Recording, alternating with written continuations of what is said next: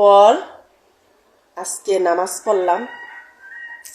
নিজেকে নিজে এত পাতলা মনে হচ্ছে, এত তুই ইসলামের পক্ষে কথা বললি না ইসলামকে তুই ধ্বংস করলি? আরে ওই নষ্ট নারী, তোকে ইসলামের এই মুখ দি জবান কে বার করতে বলেছে? তুই নমাজ পড়েছিস তো অনলাইনে আছিস, বলার ক্ষমতা তোর কে দিয়েছে? আরে এই নষ্ট নারী, তুই জানিস নি ইসলাম? তুই জানিস নি? আরে এই নষ্ট নারী, তোর পুট্টির ভিতরে জান্নাত ভরি দিবে। এই নষ্ট বুক বার কিরি দেখাচ্ছিস। আরে এই নষ্ট নারী, ইসলামের এটা না,